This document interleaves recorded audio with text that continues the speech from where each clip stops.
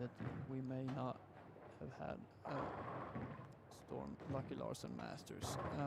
So thank you, Daniel, for everything you're doing. We hope that you can keep working on those double strikes rather than the open frames. And he switched balls. He moved to the IQ78 now. yeah, that's probably a good call on the fresh, I would say. I think there will be a lot of people choosing to start with urethane. Lite höger. Yep. Wide there for Hanna.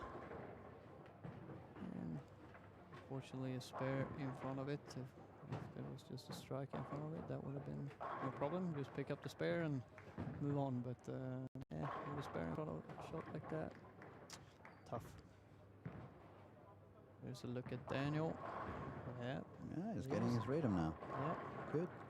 Shot for Daniel. All right, should we move to the next Yes, section sir. of lane? Let's go to 5, 6, 7, 8. Yeah, we covered these guys a little bit earlier. 4-bagger for Anna. Lane 4. And Nicole, Alvin. Alvin is another great player from Sweden, young player. He actually won two of the PBA Sweden regionals that has been ran throughout this year. So he is actually already qualified for next Sunday's final, because that is one of the benefits of winning the regionals. You get a spot in the Storm Lucky Larson Masters final day, so he can definitely be relaxed and just enjoy his time down here in Helsingborg. I don't know if he will be staying all throughout the week or if he's got any duties at home that he needs to get home to, but I know that they have the family here as well, so his brother also bowling on this squad, and I've seen his father out there earlier, seen his mom walking around here yesterday watching the boys play, so I know that they typically are a part of the golf on Wednesday, so they maybe hang out the whole week actually. He's improved a lot. I remember when I was working up in Mora, I followed Lucas Andersson, guy I was coaching up there, to one of these Team Sweden young stages they did from time to time. And Albin was the other bowler, was there working. They were working together. And when I saw him, he was very green still. He was like, you know, one of those fruits that still needs some more time. But he has grown exponentially. He's gone so much better, so much more consistent. Yeah, he's got great touch and a lot of knowledge about the game. I think he's a smart player and he knows what he has to do more often than not. And yeah, we jinxed him. Alvin, don't kick the ball at him. Patrick will be mad at you. Let's pretend we didn't see that. You want to switch to the next one? Yeah, we can go to the next one and see who else we have bowling on the squad. Here we have Chase. Yeah, we have a couple some good of games actually. Tova Runesson with a little better game here. Not too sure which she bowled the first game. Let's see where we have Tova. Yeah, 184 the first game. So she could definitely use a few more strikes here. But very good start to this game.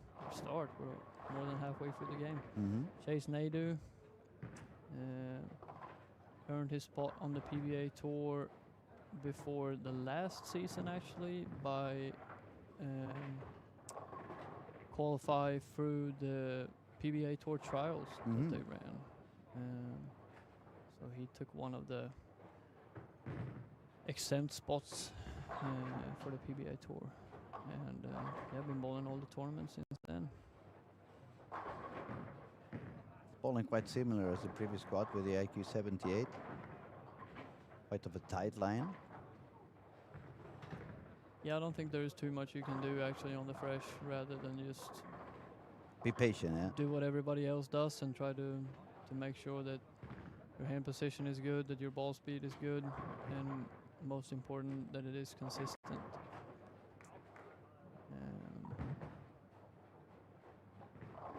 That's who we have in front of us now. We have Michal also on lane 10. He had a good first game, didn't he? I feel like I mentioned him in the top 10. Yes, he had 220 the first game. So, and a possible skill of 268. definitely be a great start for him. First couple of games.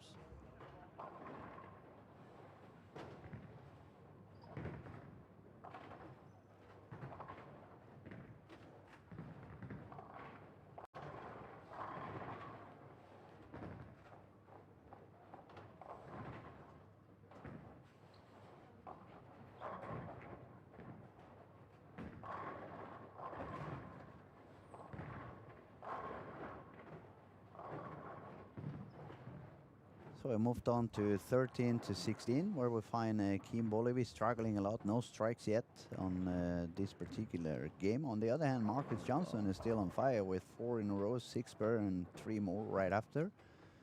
Dan Harding joined in the party also with a 4-bagger. Yeah, Kim must be starting to feel a little fatigue as well and tired. Been bowling a lot this weekend. I believe he's bowled Quite a few squads, and today I think he bowled both. So that's the 3rd squad today. He might be up to 5 or 6 squads already.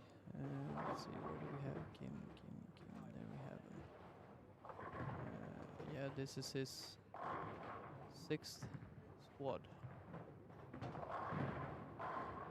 He's been pretty close every time. 13.27, 13.55, 13.61. Yep, and then he had 30 over and 19 over in his first 2 tries, but yeah, those was the first 2. Yeah, they are going in order. Yeah, It's actually increasing. Every squad he shot a little bit more than he did on the previous one. Yep. So. Okay, there was one more strike for Marcus Johnson there, and that makes it already in a 250 pace. If he strikes out, it's going to go up to 276, which is a very good start for Marcus Johnson. Very good start for Marcus. Good to see. Marcus is a teammate of mine as well, both in the Team Pergamon in the Swedish league, but also in the national team.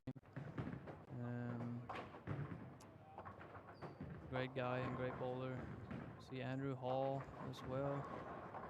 A little bit of a struggle this game, or not so little. Felt like it was a little bit more speed than he was throwing before. Also, see, guys, that's what we were talking about though, because he was bowling really well on the fresh. The last squad, he was 120 over or something the first 3, and look at him now. Now he is minus 90 all of a sudden for 2, and maybe he tried to make some slight adjustments to where he was playing earlier, and definitely didn't make the correct guess. Okay, Marcus, let's see what we have. Marcus. Oh, yep. Nice pin action. That was a little bit far out. I was afraid of a 10 pin, but it charged the pins pretty good. Nice. Very good.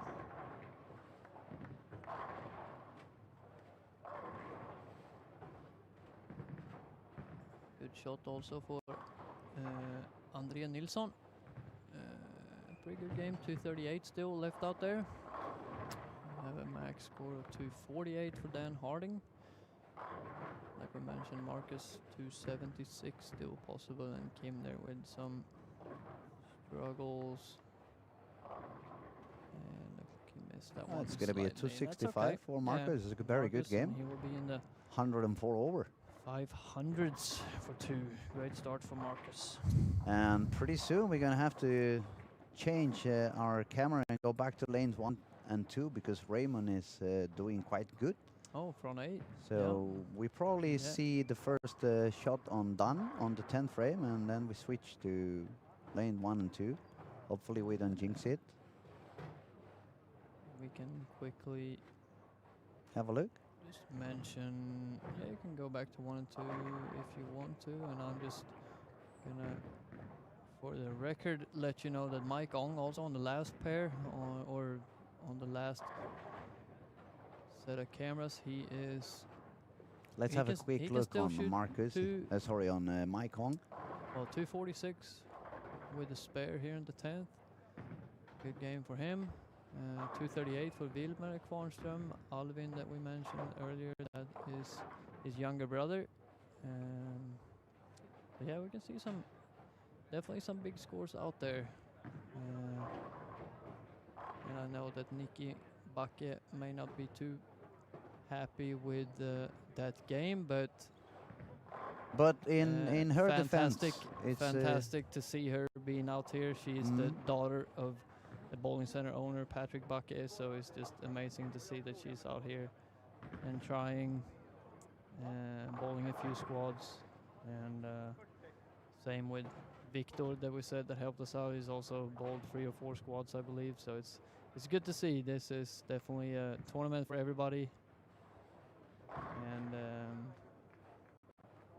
but she's brave because she very just brave, changed a very little brave. bit the technique just a couple of days, not a little bit, a lot the technique a couple of days ago. Yeah, very brave, you know. And to go out there and no, it doesn't matter. I'm gonna go out there. I'm gonna give it a try again. Yep. That's cool. Yeah, that's great. I switched back the cameras to 1 and 2, so we see the end of Yeah, Daniel. He's doing much better now since he moved to the IQ 278. Yeah, 226 possibly for Daniel. And of course, the man of the hour is coming up after Daniel, Raymond Tees, front 9. And where did we have Raymond Tees the first game? I'm sure we can do the math really quick, but I don't feel like I want to because it's getting late and I'm tired. But he 188? 192 the 192. first game he did. So he could definitely use a big game. Well, he's already having a big game, but The bigger the better. I'm not even gonna dare to say the word. No. But we are already risking it by putting the camera on. But we are yet to have one of those. We are yet to have one of the coolest things you can do in bowling in this year's tournament. So I think you all know what we're talking about. We're not gonna try to jinx anybody here.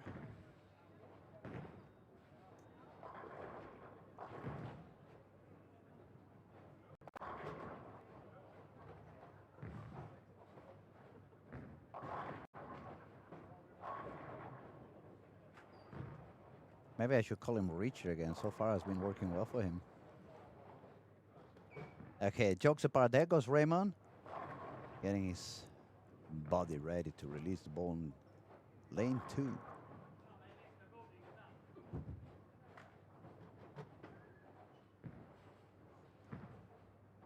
All right, we'll take it. He wasn't very pleased with the shot, but the outcome was really good. That's front 10 for Raymond Tees. And I can just say that if there's one pair in this house where you want to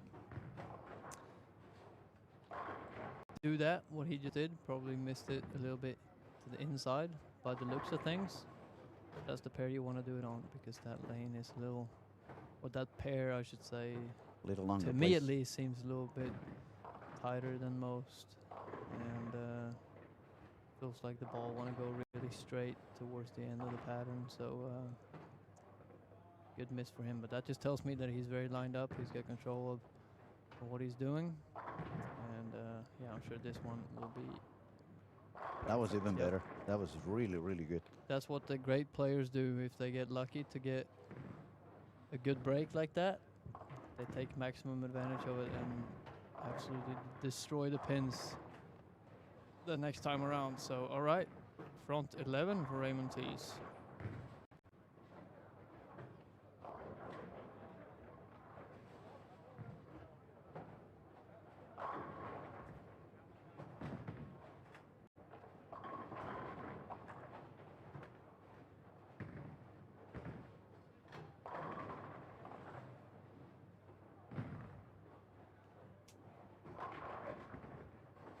We're having a long silence, but I guess that's what we have as bowlers when we see someone with the front 11. You already Yeah, we don't want to say anything. We don't no, want to. no. Like I say, we don't want to jinx nothing, so we just stay quiet and Just another good shot. That's it. enjoy the greatness of Raymond Tees.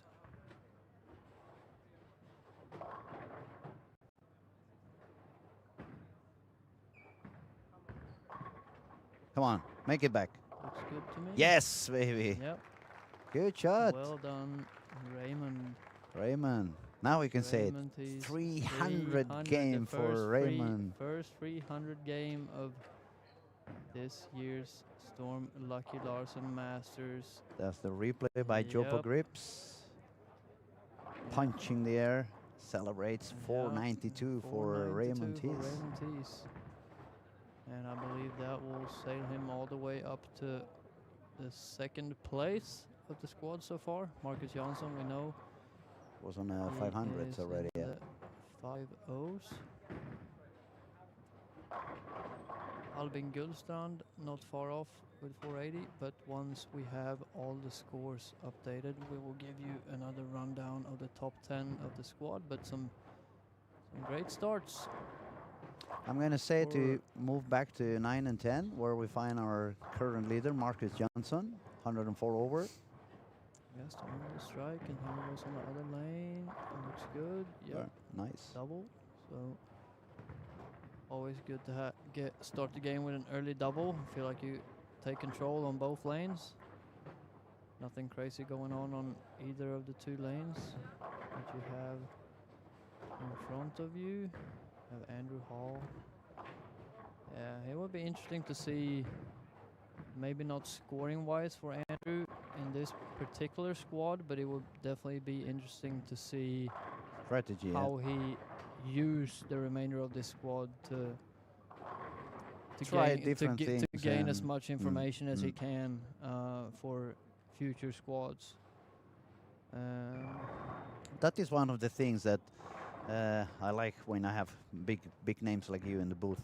Try to help those people that are listening and watching how we process, or especially I should say how you guys process. I'm not going to consider myself a bowler any longer, but how you proceed to act when you're bowling, even if it's a bad squad. Actually, when it's a bad squad, it's when you gather more information. That's when you can learn the most. But the one thing that all the guys from the US at least, they are not used to the format of being able to re-enter and just start from scratch every time. You know, they are used to that every pin matters. You don't get any second or third chances. You have to be on the money right off the bat from the beginning to be competitive. So maybe it will take a little bit of thinking for him to get that into his head, that it's okay. It's just this squad don't really matter. But the only way that he can make it matter from here is to try a bunch of different balls and lines and approaches. Yeah, to strategies. So, but Andrew is a smart bowler. He will definitely use the remainder of this squad for good use. And wow, what a strike for Dan Harding. Yeah, I was going to say. For the free bagger with light. That was on your side, yeah. Brooklyn strike. That is a good break. That's okay. We need those. He's looking completely different anyway already. Andrew is already bowling much deeper than he was doing the last games. And folks, we have the scores updated. We are pleased to have the scores updated really quickly. So another rundown of the top 10 through 2 games will be as follows. Marcus Jansson still leading the squad, 504. Raymond Tees, like we just seen, bowling 300, 492. Albin Gullstrand 480. Chase Naidu 461. Wilmer Kvarnström 439. Mike Ong 435. Dan Harding 435. Michal Mares 433. Nicole Lairis 426, and William Berggren 425 is your top 10 for 2 games in this squad number 9 Sunday here at the Storm Lucky Larson Masters from Helsingborg, Sweden, Olympia Bowling. We are very happy to bring the action here, me and Louis. We are definitely witnessing some great bowling. We got to sit here and watch the first 300 game being bowled. As always, always fun to see because we all know that that is not easy to do. Those Yeah. are actually the best seats in the building, the ones we Yeah, have this is now, great. because Yeah, we can this see is absolutely great. We everything, see and everything. Yeah. you can actually choose to see something from closer. And Yeah, we can watch the replays. we have can the do. air condition and behind. Yeah, it's great.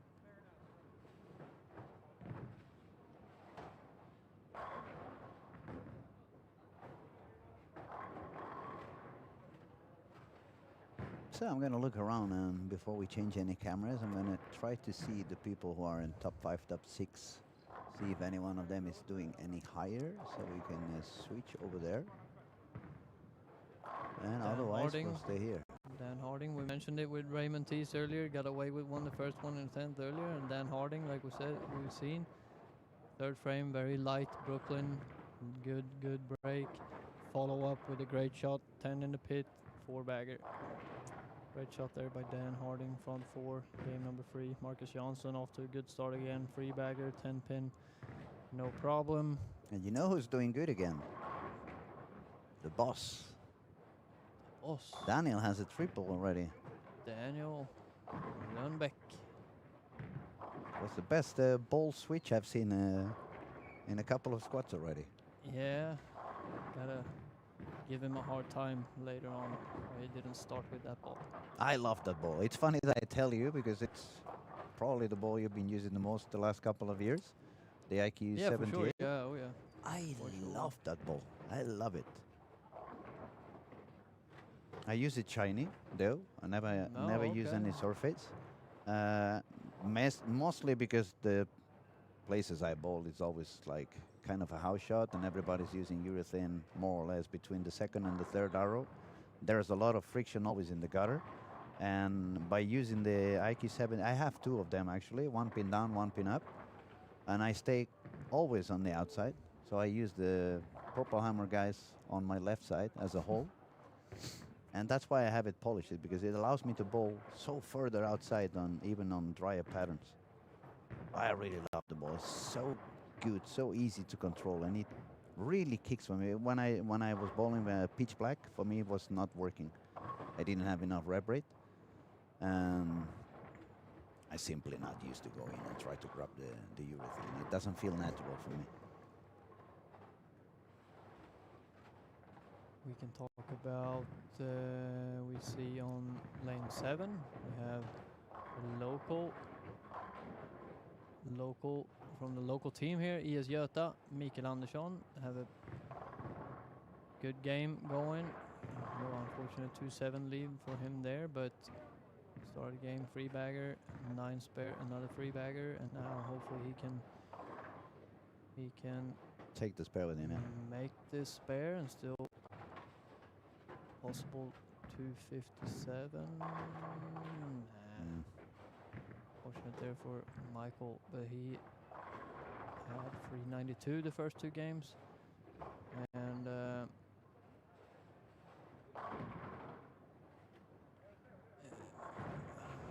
else do we have?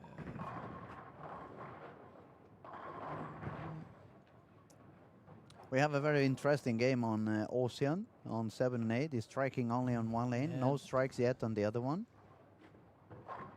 Yeah. What do they call those games again? Dutch 200? Dutch?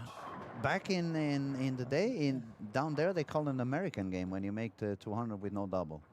Yeah. That is definitely one of the most frustrating games you can have. Striking on the one lane and just can't seem to.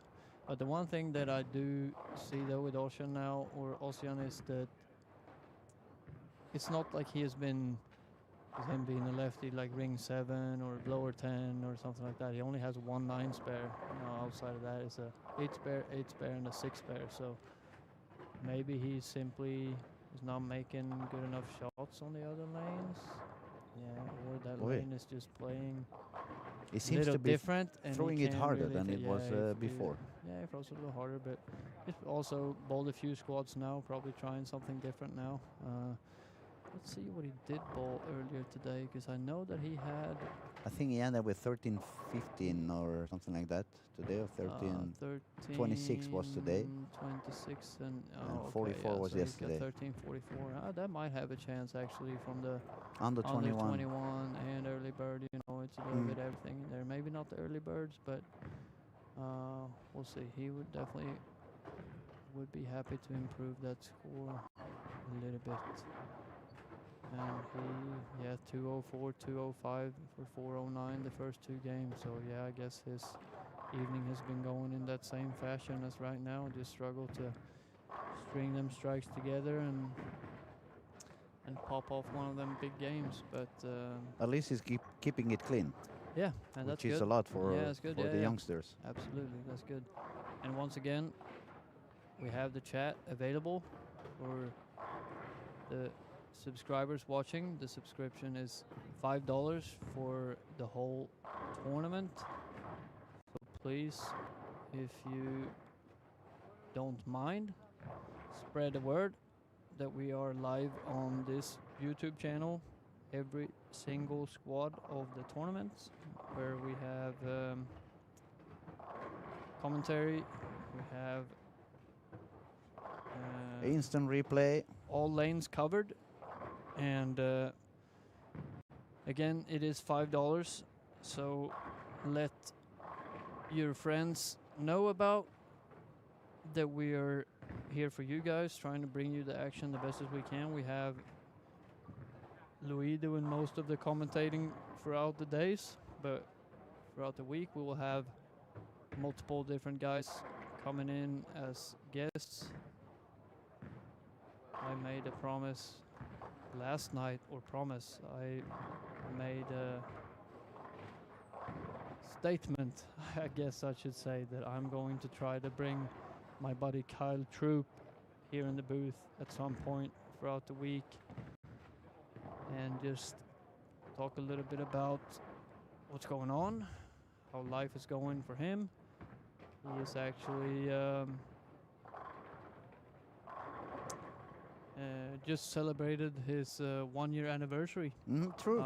for his wedding. True. I remember last year when he was. Yeah, so right before this event last year, I was over there in the States, being the best man at his wedding, and that was a fantastic time. And yeah, we had about a week and a half there with lots of celebration, and yeah, that was a great time. I can't believe it's already 1 year. a Yeah. year. That's crazy. But yeah, so happy anniversary to Kyle and Brianna Troop, and hopefully I can bring him in here at some point and Chat a little bit. chat a little bit about everything and interact with the chat. We hope to get some questions flowing in the chat as we move through the week. But for now, let's talk about maybe Albin Gullstrand on 19 and 20. Let's have a look over there. He has another good game. He had 80 over for the first two games and have a possibility of 270 in this game. And So- very steady as well. That's one of the things I try to have a look at when I see somebody's 80, 90 over. I want to see if it's because they had a super high game or if it's like that. For Albin, it's 236, 244. Yep. That gives me more of an idea if they just found something momentarily or if they are already kind of settled down and they have a clear idea on what's going on for them. And this point, Albin is looking quite consistent, and we could say the same thing for Marcus. Chase Nadu also 234, 227, 61 over the first two. And I know he's not on the screen right now, but I can just give you a heads up that he's right now on spare, free bagger, spare, double this game. So he's in good shape in this game as well. And yeah, seems to be lined up just fine. It's all about just trying to knock the corner pins over and stay patient, I guess. But yeah, Albin that we have in front of us seems to be lined up, and we so this is the 6th time that he that he's bowling. So yeah, it seems like he got it figured out now finally. How much information you pick up from other bowlers when you're not playing the squad? I mean, how much attention do you really pay? Or just enough to see if you see something that you haven't thought of, which is very hard to think of, but Yeah, I mean, of course, you try to learn all the time, and for example, when Tomo bowled his High squad. 1488, I was in here doing the commentary for that squad, and I could so easily see having all cameras and all the lanes in front of me that he was playing a different zone than everybody else on the squad. And it was mind blowing to me that nobody else was following over what there. he was doing, Yeah, because there is a saying, at least in the States, they always say that it's so important to be aware of your surroundings, and it surely is. And I feel like the one thing you just stopped my knife because I was bowling a knife in my bag. I was bowling that squad. It took me forever to move inside as well. and then it's like, if you always need to be aware of your surroundings, like there's always somebody that is striking a lot and have what they call the nuts, where you feel like you have a little room left, a little room to the right. Maybe your speed doesn't have to be perfect. You are lined up perfectly. There's always somebody that is striking throughout a squad like this, or any tournament really. Would you agree you that need to be aware and find that guy and see what are they doing and how do I translate that to my game, to my own and if you can't shape. find nobody, then it's probably you.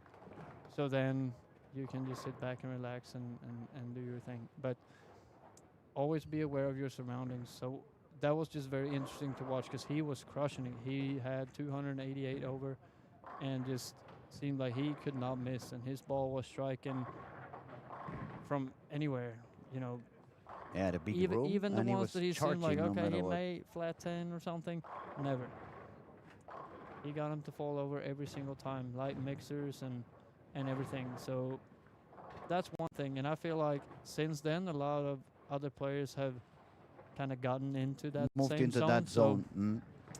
So I'm going to make a quick change to 9-10 so we can see what Marcus Johnson is doing. He's going to shoot 279. Oh, wow. Yeah, 783. Wow. So he's going Nice he's going bowling. nuts now. Seems like he's throwing He's been saving the strikes reactive, for reactive too. and quite deep. That might be 17 to 10 more or less. Nice, Marcus. Yeah, he's very Extremely. very lined up. And Dan Hardin is looking for a high game as well, 256 potentially. And he's throwing a very similar line than Marcus was doing now now. Marcus, I believe that last shot was just a test, a little bit further left Just to see than he what was bowling. And he's seen that, okay, there's a little something there as well, which means that he's lined up knowing what's my next move. And that is a confidence boost as well, knowing that you don't have to hang on for dear life with what he's got right now, because he knows that if that's starting to go, he can be confident in his next move, knowing his equipment enough, and that he has been trying that out already, knowing, all right, I need to get to this zone with this ball and do whatever he needs to do. So great job, Marcus Johnson, 783 the first 3 games, and he will be continuing to lead the squad. And Alvin Gullstrand got the first one in the 10th for the record, second one as well, so he can still shoot 270 with just a field ball to go. So worst case scenario, he will be in the high 260s, and that will give him 150 over, 150 almost. over for the first 3 games. Yeah, great bowling from Albin so far. And who else do we have? Raymond T. Raymond is doing okay as a turkey. No open frames. Yeah, so Still that's can okay. strike out for 238. Yeah, that's okay. Okay, let's change camera because they are done already on this particular one. So go to 5 and 6 where Raymond is bowling. We can see him taking a shot on lane 6 now. we can give Raymond a little bit of a hard time. We know that he will always save us because he will not be done the quickest. No. He likes to take his time and make sure that he is set up properly and ready to go. Jason Adu, I happened to see his shot in the A-frame, great shot as well. 10-pin leave, bounce back with a strike right behind that, so he still have a possibility of being above 100 over. Yeah, 109 with a strikeout. No, 99. No, he can still, he can still be at 109, 709. Yeah, Yep. yeah.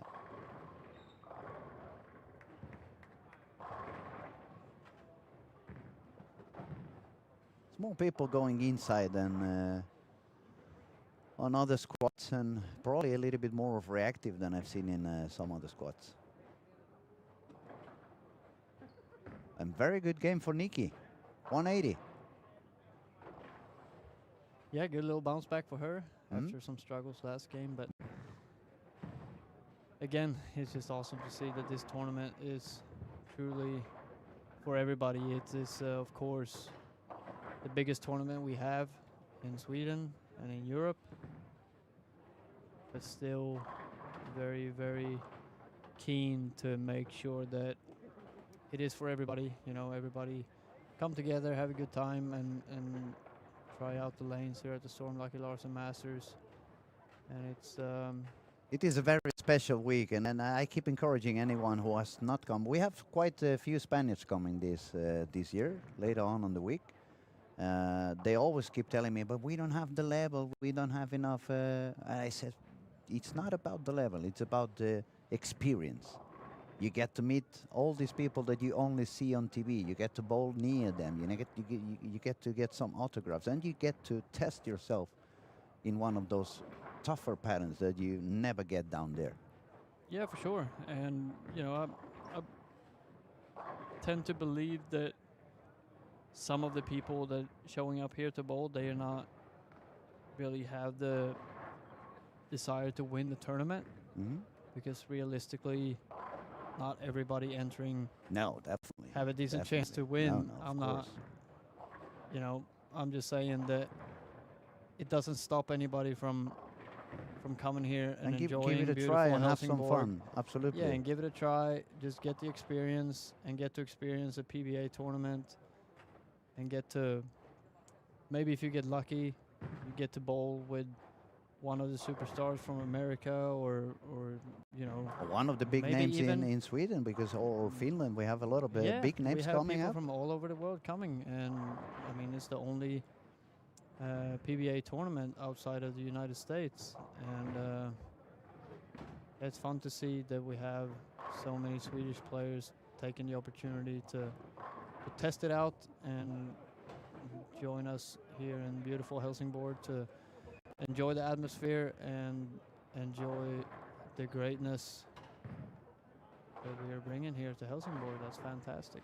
And that's the other thing. It's one of the most welcoming towns you have in Sweden, and especially at this time of the year where the weather is still quite beautiful. It may rain here and there, but it's not like you need to bring all your skiing clothes yet. It's not snowing. It's not. It's not anywhere close to 0 degrees. We still have, even at night, it's somewhere around 12, 13, 14, even if it's not a good night. So it's not nice. that cold. In the 20s during the day, that's perfect.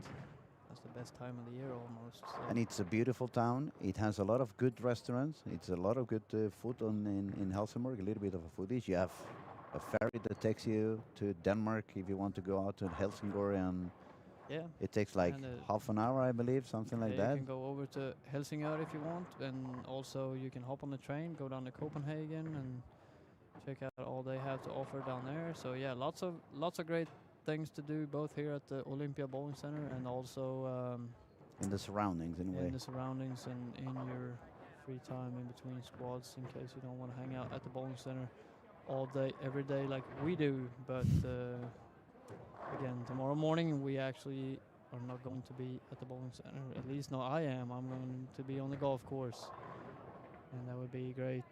Is there a time to squad tomorrow morning? That is a good question. There should be.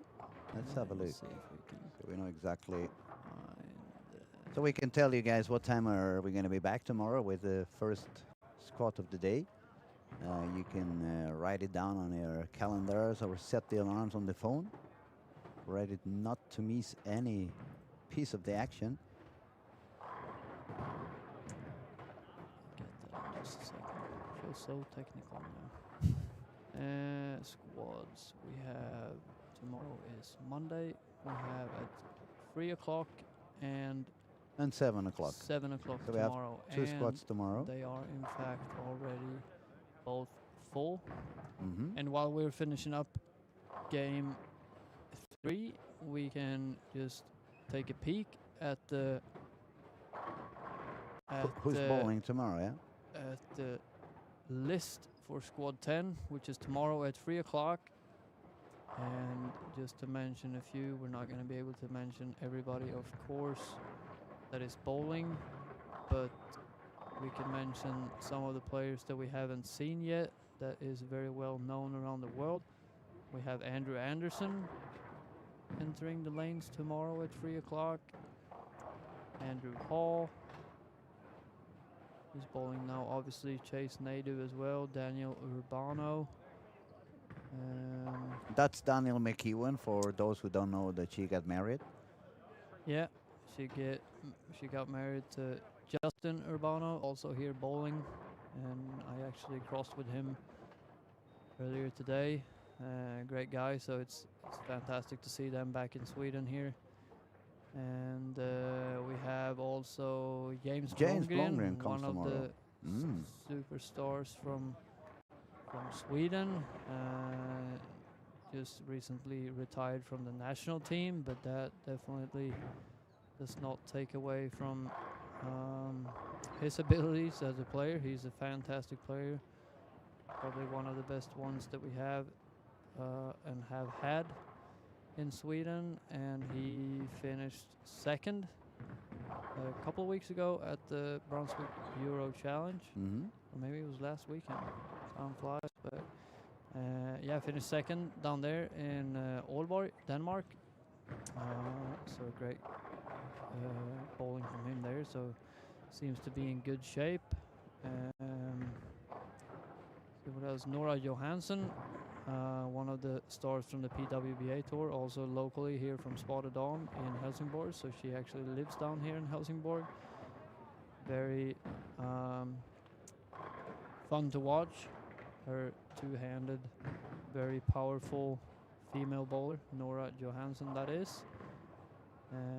We'll enter the lanes as well tomorrow, and let's see.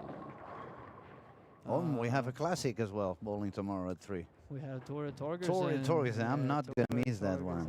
Yeah. That is something you have to see. Yeah, and we have Thomas McNeil as well from the United States. And we have Paul Purps as well, I see, from Deutschland or from Germany. He's a great two-handed lefty player, won the World Cup gold in Australia a few years ago in the singles portion there. And just peek quickly at the second squad tomorrow.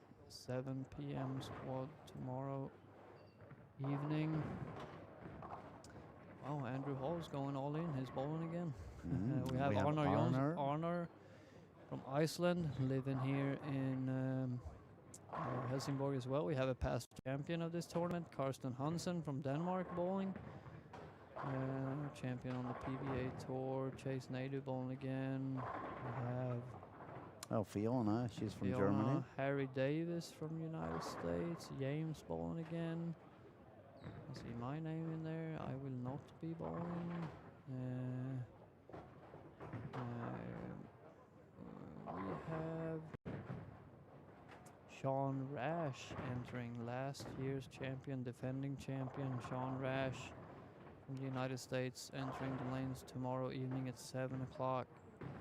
Don't miss out on that. William Svensson is a great player, world champion from Dubai a few years ago. Yeah, you see, we have some stacked squads each and every single day here at the Lucky Larsen Masters. And while I'm at it, I'm going to give you another rundown. Top 10. The results are in. Game 3. And let's just run through that real quick. Some big scores. Marcus Jansson, 783. Albin Gullstrand, 747. Raymond T, 707. Chase Nadu, 688. Dan Harding 670, Wilmer Kvarnström 651, William Berggren 649, Alvin Kvarnström 646, Mike Ong 628, and Mikael Andersson 626. That's your top 10 through 3 games. And those leaders keep striking. I see Albin on lane 16, front 4. Marcus we have on the screen with Don Harding playing on lane 5 and 6. Double 7 spare for Marcus and a double and probably a spare as well for Don Harding over here. We find Andrew Hall bowling just by their side on lane 7 and 8. Andrew seems to be finding something that's going to work a little bit more now. He's got a turkey and an easy spare.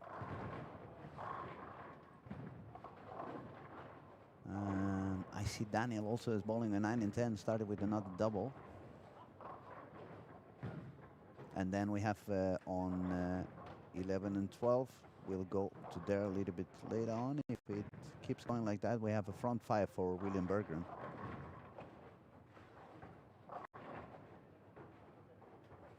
Now I'm going to have a look at Marcus on lane 5.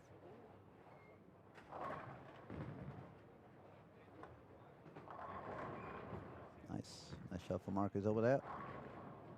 Looking good, looking very consistent. Super high game so far.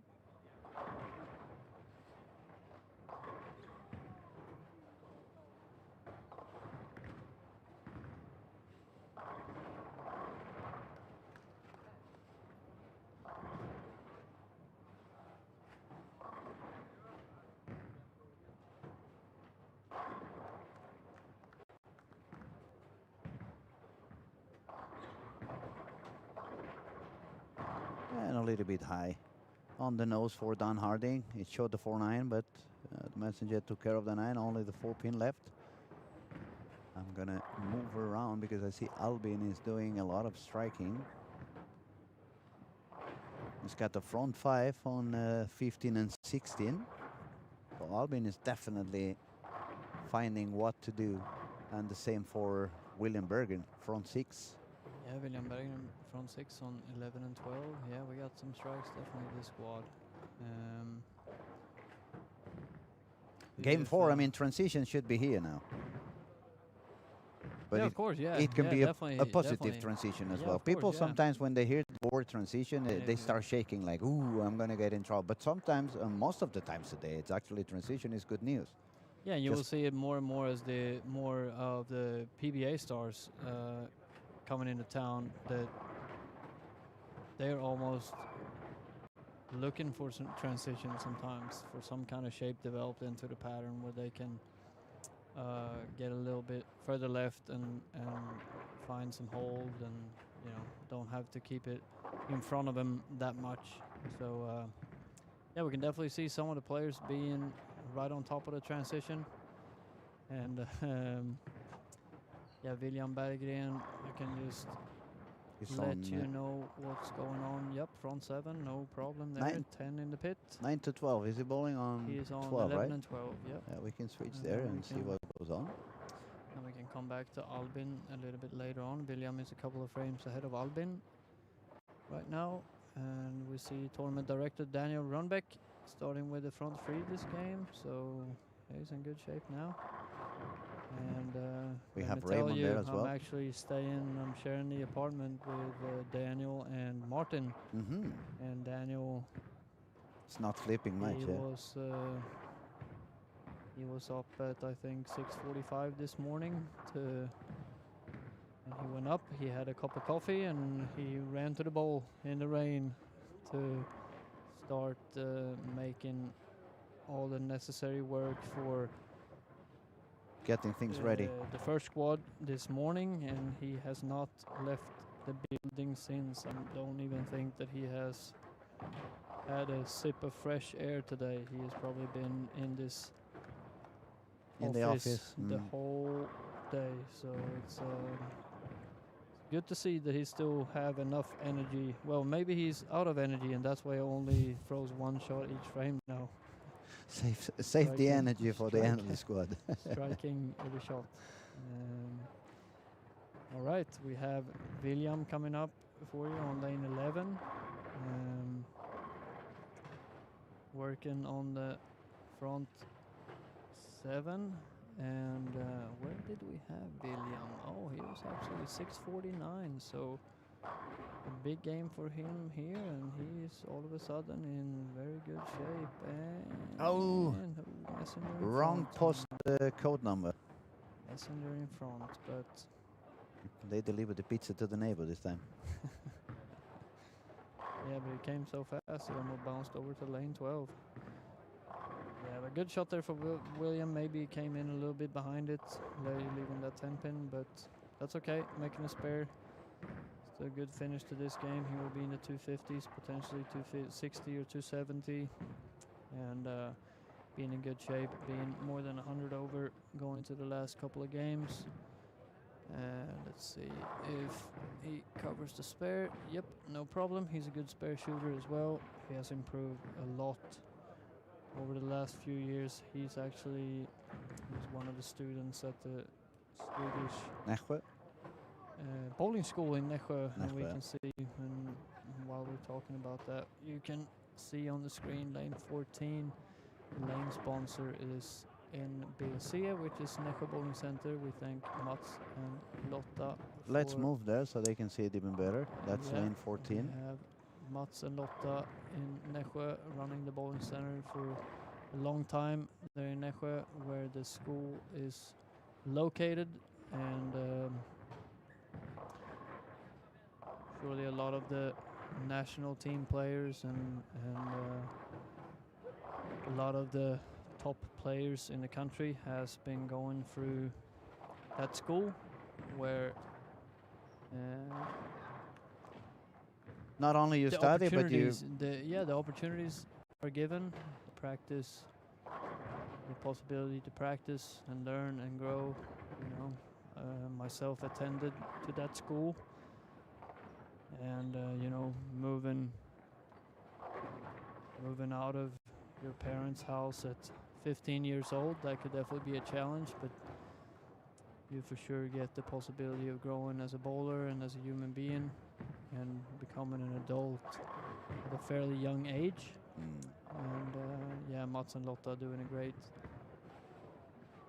job for everybody attending that school for 3 years, and it's great to have their continued support of Swedish bowling and the school, of course. So thank you, Mats and Lotta, Nässjö Bowling Center, and also, of course, for being a partner of the Storm Lucky Larsen Masters.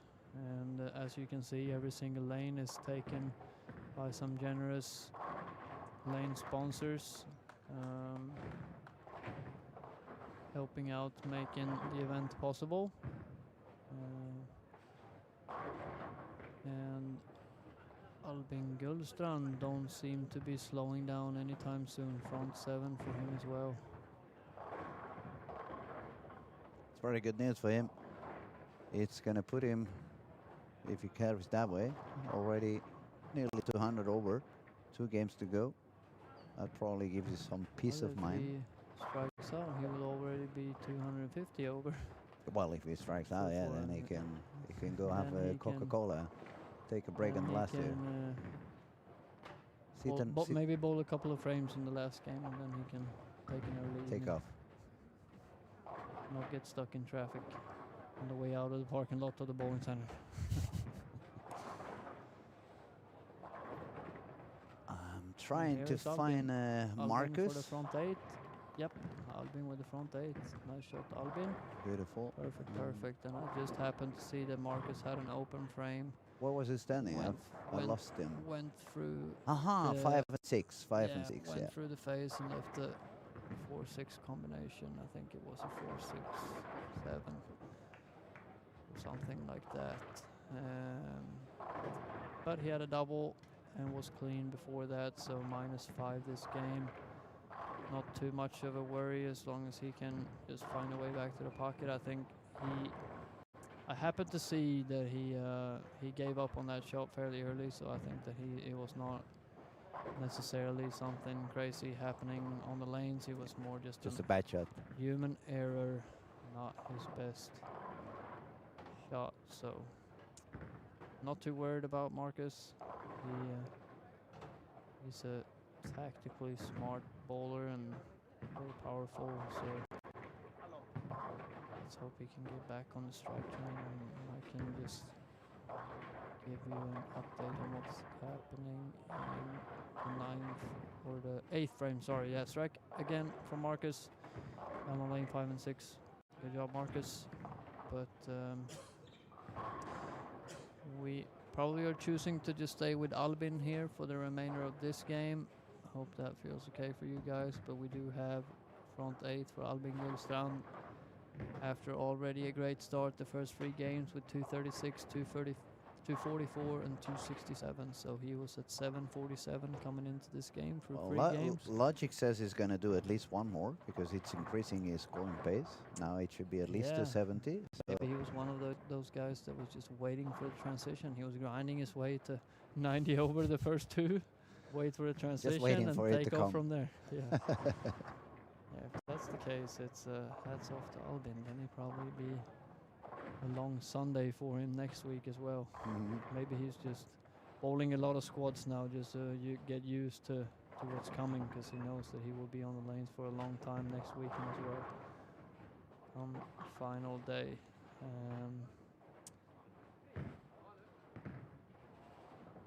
Hold it. All right. Fella was like a board deeper. Late 10 for him, but get the front 9. Beautiful strike.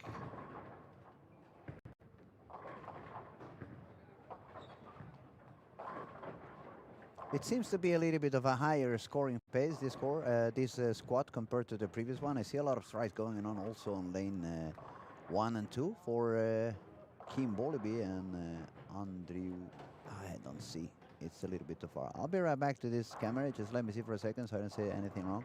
Andre Nilsson is the one that's also striking a lot with along Kim Boliby. Chase Nader is over there also with about 100 over. But not anybody else with such high score. So let's go back to Albin and lanes 13 to 16. Seems like we missed his 9th frame. Another strike for Albin. Albin. He struck already, nine, man. Yeah, that was fast. Okay. Front 9 for Albin. Front 9 for Albin. Okay. We promise we're not going to switch off Albin now until he's finished. No, we're just gonna a quick update. William Brangen ended up with a 258 for a total score of 907. Then we see also Daniel is doing okay. Still again, four in a row, 9 spare, double. Yeah. He's finding it. I think he's gonna feel more comfortable on the lanes than in the office. He probably wished there was another squad tonight coming up after this one. So he doesn't have to stay in the office any longer.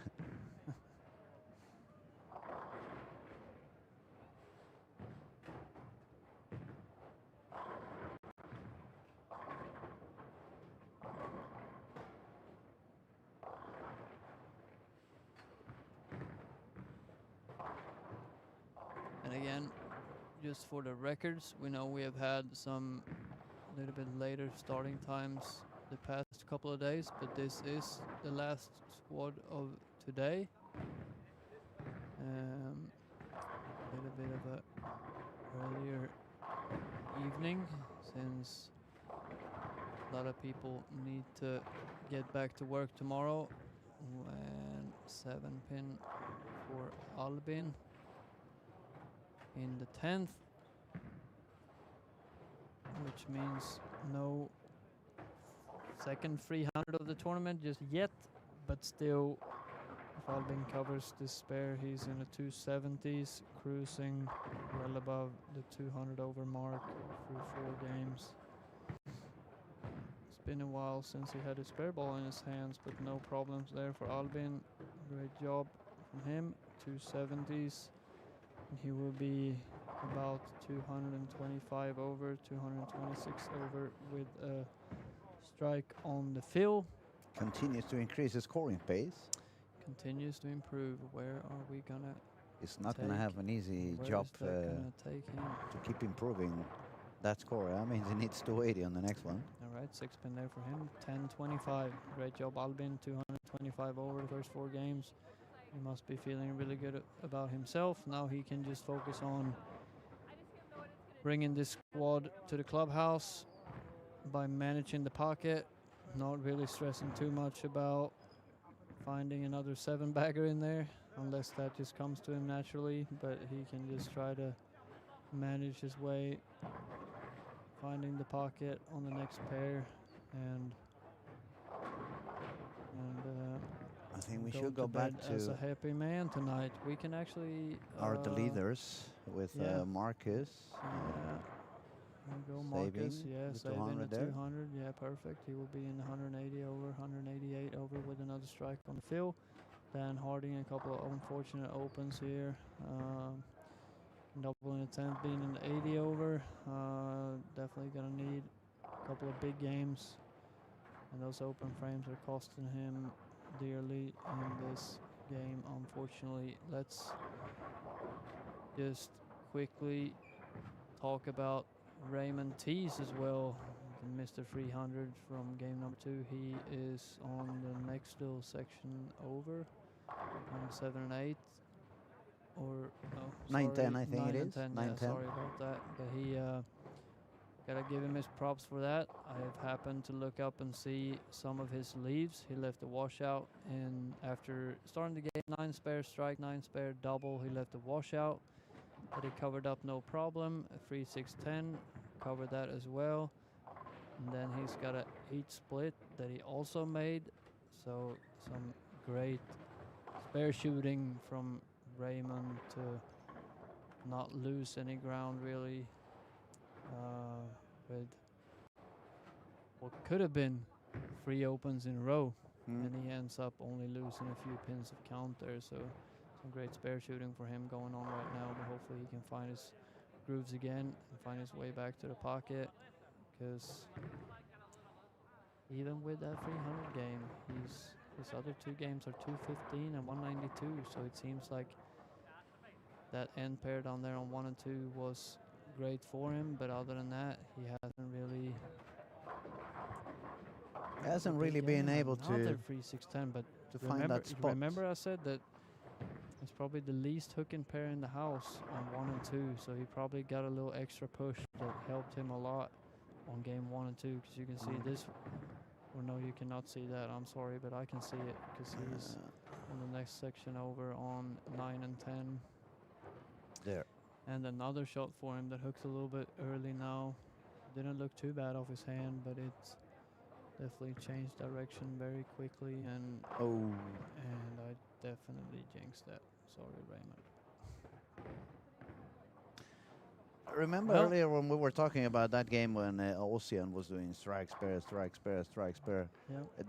This is the other particular situation that is so typical in bowling. I say when you find one of those lanes that you only strike on one of the sides, and all of a sudden you strike on the lane that you have not striken before, and all of a sudden you stop striking on the lane that you were striking. Yeah, you focus too much on the one lane. And that is the other thing that usually happens. You save 2 or 3 spares like it was not easy, and all of a sudden, bang, you end up having one that breaks up that rhythm and that streak. Bad break there for Daniel. Still a great game in the 240s. He's climbing his way over par the already. 200 average. And remember, Daniel starting this squad with a 150, right? 155, something like that. I don't remember how much he shot. Yeah, 155. So yeah, good job from him, working his way back to plus. And okay, we can actually stay on this camera because Albin Gullstrand just moved into 11 and 12. Yeah. So yeah, we have him coming up already. Looks good to me. Yeah. Okay. Okay. Daniel tried something in there, but Yeah, I think he's going to go we'll back quickly test. to what he was doing.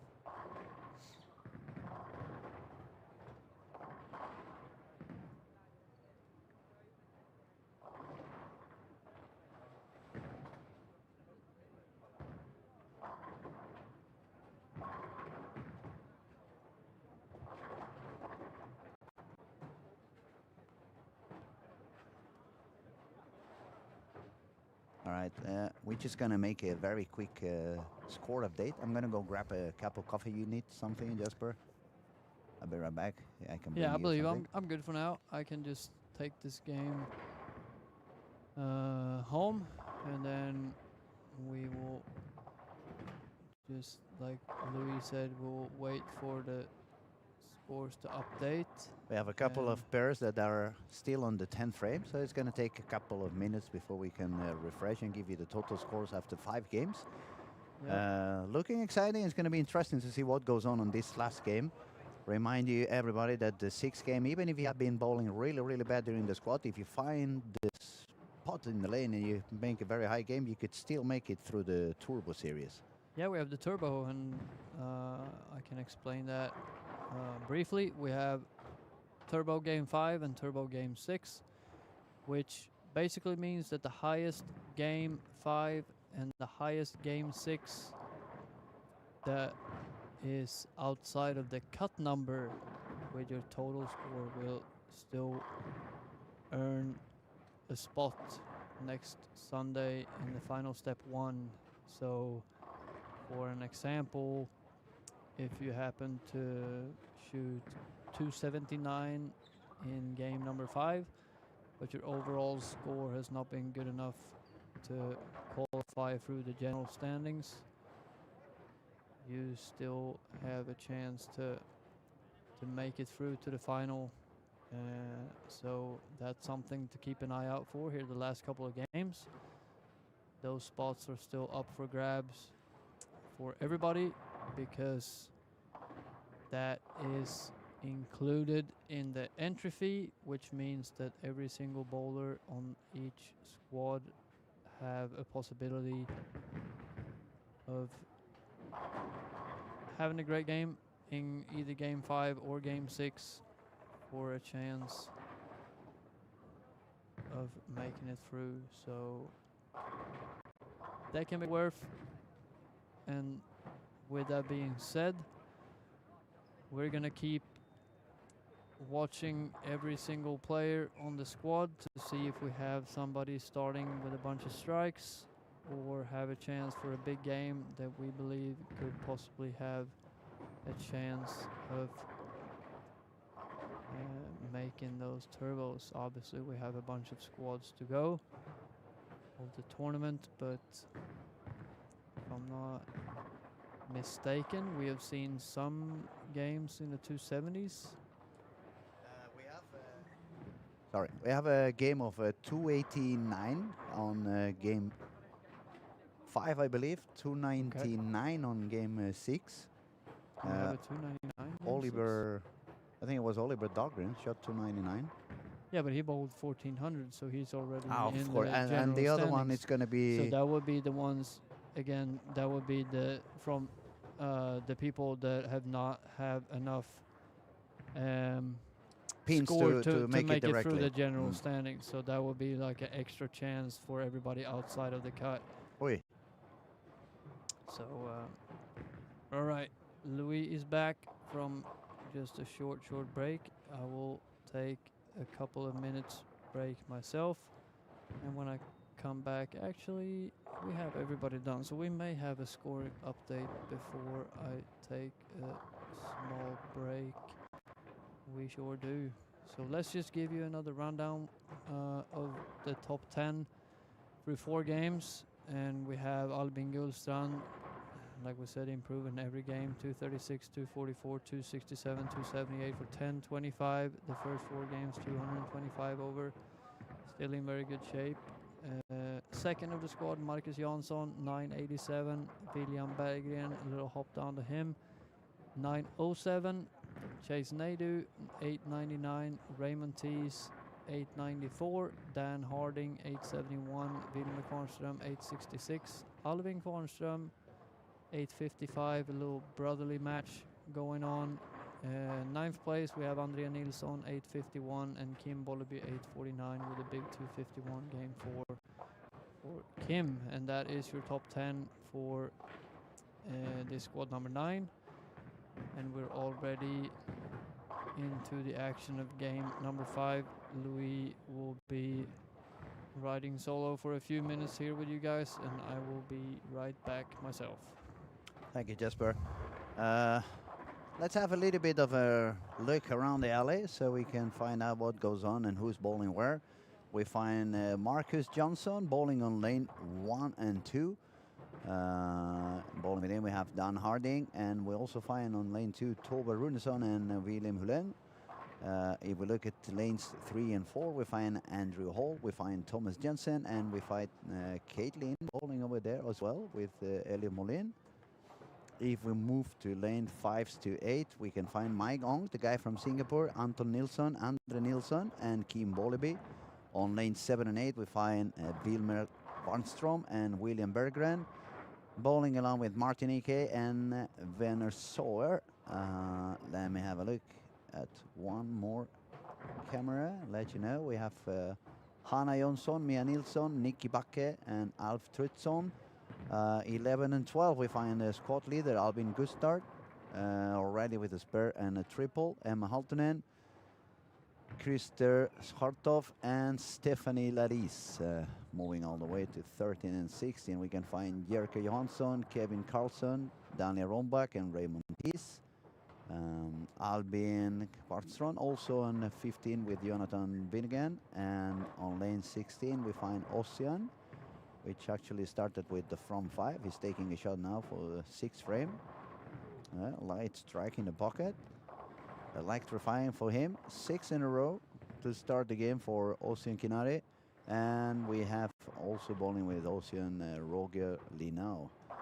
If we move to the last camera on the alley down to the right side of the lanes and the bowling alley, we have Chase Nato on lane 17 bowling with Michael Mares. On lane 18 we find Benny Jakobsson and Anna Andersson, and finally on 19 and 20 we find Mikael Andersson, Matthias Johansson, Marcus Jakobsson, and Nicole Laris. We just made a foul on the previous frame. She got sticky. We can see now the bowler on taking a shot on lane 19 is also checking a little bit on the approach, so it felt like it got a little bit more sticky. It could be because the day is a little bit more humid up here in Helsingborg. It was a little bit of, well, not a little bit. It was raining cats and dogs when I was on my way to the bowling alley. I disguised myself like if I was fishing in the ocean. It was really raining a lot, and I guess that extra humidity may be the reason why the approaches are a little bit more sticky than they happened to be yesterday. Let's go back to 13, 14 and 15 and 16. We see some striking from Ossian, and since we are on game 5, this is one of the turbo games, so any high score on this game 5 or 6, it could be very, very good for getting yourself a free spot into the finals. That wasn't the best shot for Ossian, but he got the strike again. It was a very late 7-pin. Feels like he had a little bit more of adrenaline on that particular last shot, but he managed to get the strike anyway.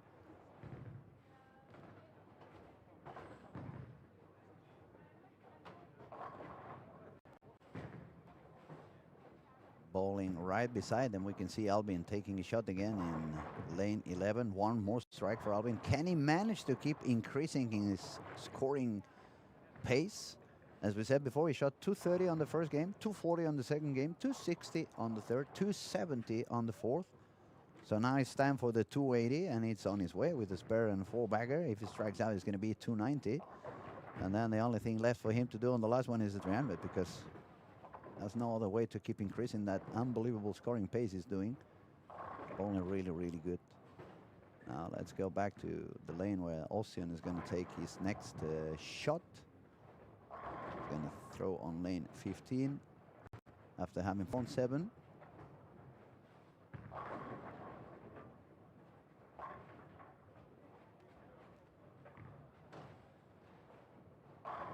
And he gets another one. That's front 8 for Ocean Kinari on lanes 15 and 16.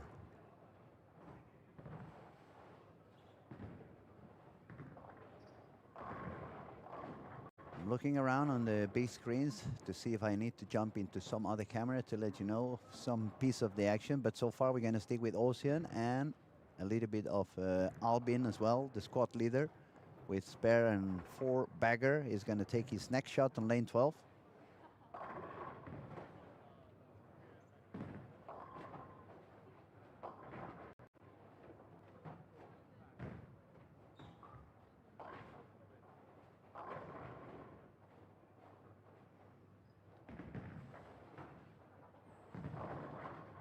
Was a little bit light in the pocket. So the 3-5 left for Alvin should be an easy spare for him. We're going to go back into 15 and 16 so we can see what goes on with Ocean. He's going to take his shot on lane 16, trying to get his 9th strike in a row.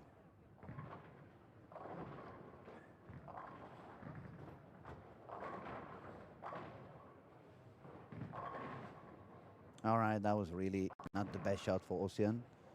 Ball went directly into the Brooklyn. It kind of showed the 5-10, sorry, the 5-7.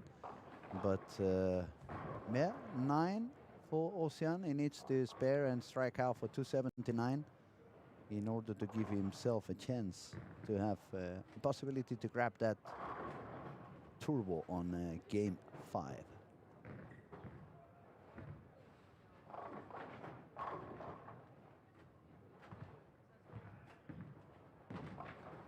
And he gets his spare. Good job there for Ocean. We're going to go back into 9 to 12 where we have Albin.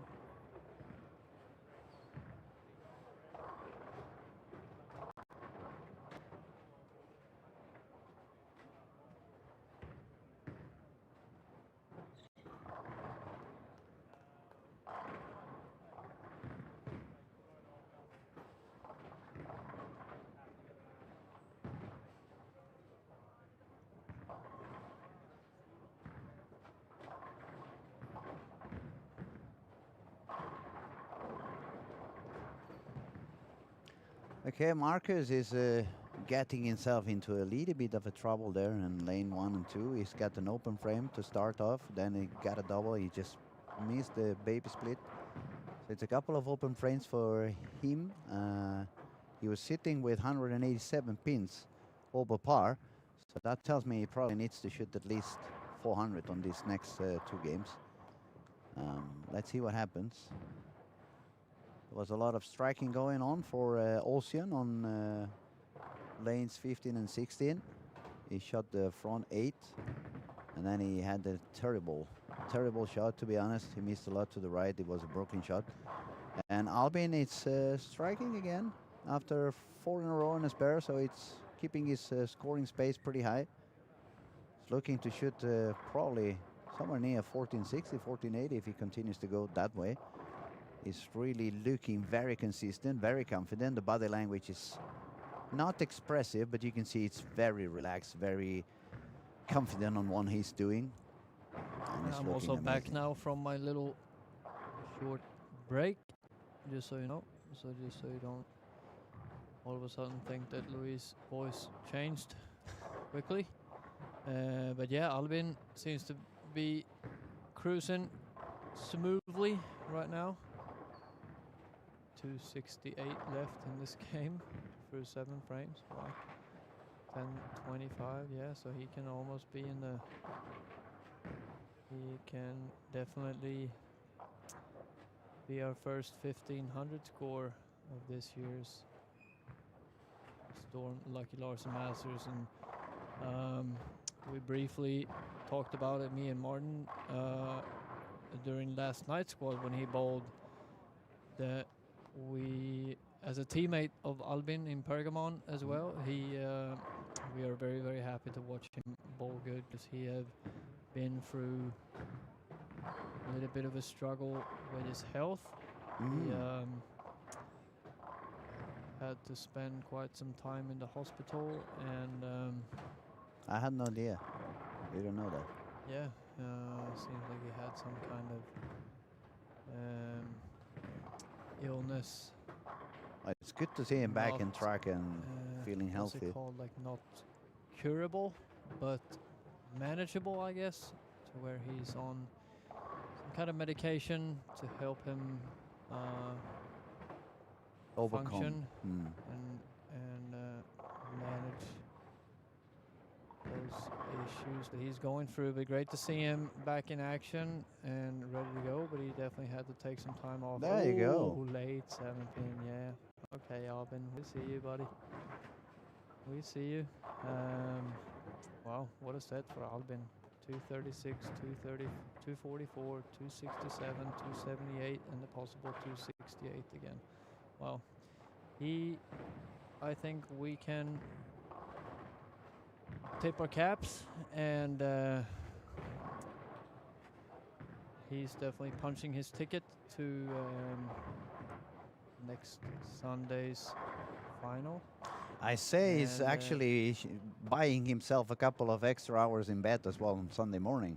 He may for sure, or not only may. If he keeps at this pace, he definitely get to sleep in some on Sunday morning, final day, and Just come in a little bit later on for step 2 on the final. we can also mention, since we're still on Albin, we understand that it's very fun to watch Albin strike, and we will keep you updated on Albin, how he finished this game, but I think it can be worth bouncing over. Where did we have on? What are you looking for? Yeah, it came back. 17 through 20. 17 to 20. One of the guys from the US, Chase Nadu. He was at 899, so just short of 100 over the first 4 games, and have a free bagger, 8 spare free bagger to start this game, and he can definitely use a big game right here to just be able to set himself on cruise control in the last game. But it definitely takes a few more strikes to get there for him. He can be in 170 over range after this game with a strong finish here, but still some work to do. Another at least 3 or 4 strikes in a row. We have Chase up on lane 18. Very smart player, maybe not the most powerful guy on tour with the most rev rate, but definitely smart. Came in a little bit behind it, but also caught a great break roll in the deuce, like we used to call it over in the States. Wow, great break for Chase Nadu for the 4-bagger. Wow, that was late trip of the 2 as well. Okay. Yeah. And keeping an eye close to lane 1 and 2 to let you know whatever goes on with Marcus and Don Harding. Especially Marcus was sitting with 187 over after 4, but it seems to be finding slightly of an issue. And go over there as well, but remember once again, folks, we were talking about it when Raymond Tees shot 300. That pair is quite different in this bowling center, and it was to the advantage of Raymond Tees, and it for sure seems to be a disadvantage for Marcus. It was quite deep inside already, standing in front of the deep inside, and the return. problem there is that now I'm just second guessing here, but since that pair plays a little bit tighter and a little bit less overall hook, people might have been a little further right which means the middle part of the lane has not yet been developed as much as maybe some of Marcus's last Previous couple of games. pairs, which means that now when he's in a reactive ball a little bit further left, that part of the lane might still be a little too flat to where he needs to throw it a little bit better than he would like to, and It's a bit more sensitive when so it the hasn't opened up move, yet. the move actually might be based off his last game to move back, like almost take it a move back rather than another step to the left. But yeah, definitely causing him some trouble. But we can see Dan Harding being in a little bit further left as well with some great success here. Possible 260 for Dan as well. Sitting on 71 over now. Chase Nadeau left a 10 pin for the records.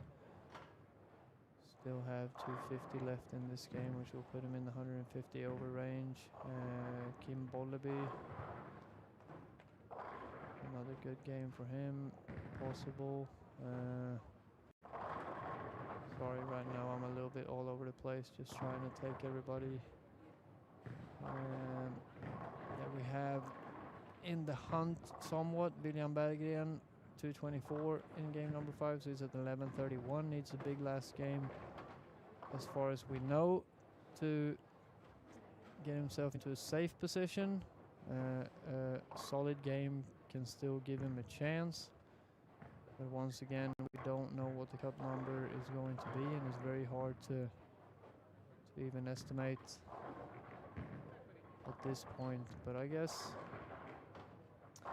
with our little guessing tournament that we had going on, that we are somewhat similar guesses that we will be maybe in the 165 to 180 range. Well, they have a little bit more of a chance because it's still a squat in the early bird. It is early So bird. it could be a yep. little bit lower for them. Yep. Then it will be the main That's a good point. final cut. It could actually be that lower part that we said, like around 1365 for the early birds and a little bit more to 1380s for the main cut. Yeah, we never know. And we also No, just guessing. Wild there's guess. still so many players yet that hasn't Even started. even yet. started yet. So yeah, we'll see. But now let's see. We should go back to Marcus actually working on a strike here in the 9th. A big double for him here in the 10th. Because all of a sudden, if he doubles here, he saves a 200 game, and he's still cruising at 190 over, which is a fantastic spot to be in with the game to go. So let's see.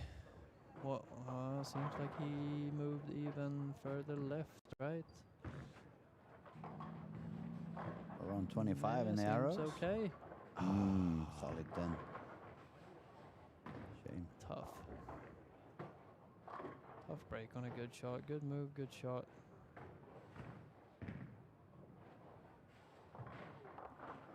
Stubborn 10 pin sometimes. So it's going to sit down on 1172 after 5. Still going to be quite okay. He just needs to do a 220 on the last one. Should be enough for him to make it into the cut. And since it's still gonna still in pretty good shape. 1172, not bad. And he just needs to let that game go out of his head and move on to the next pair.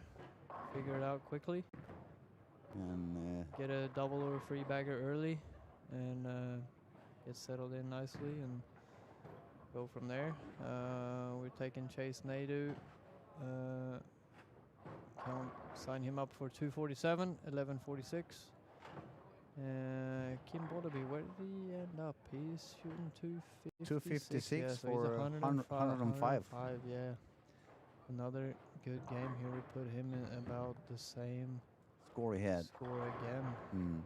Yeah, that's almost just frustrating to keep bowling the same score over and over again in just a few different ways. But we'll see what all happens. Last game for Kim. Albin Gullstrand is already starting his last game. But it's at 1269. So 69 over through 5 games. Needs probably just half a game to be safe and sound into the finals. Seemed like his first shot there on lane 7 and 8. Went a little forward on him down lane. No worries. Left the bucket. Made it no problem. Good job, Albin. And I was just seeing how Don Harding is ending his game on lanes 1 and 2. yeah, That he'll was still far be outside, within- and he still got it. That was really far to I the almost right. feel like if you are one of the players that like to get into resin balls, you need to make sure that you get it to the friction further to the right down lane and almost loop it around all that urethane traffic created by all the guys from urethane up the track area somewhat around, I would say from 7 to 12 or something at the arrows.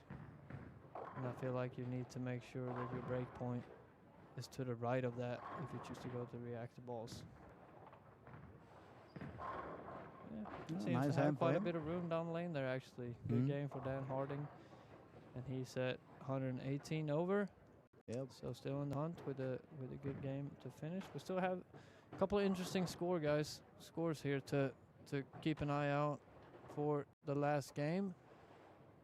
It does for sure never get boring to follow along here at the Storm Lucky Larson Masters. Always something going on, always some guys to watch. Some striking again for Raymond in 13 and 14. See if he can strike out and make another kind of high game. Yeah, to 240, put yeah, him back 247. Yeah, in a that would good be a great chance. game for him. Yeah, so we will have a few guys that we need to Keep an eye on for this last game, yeah. keep an eye on for sure.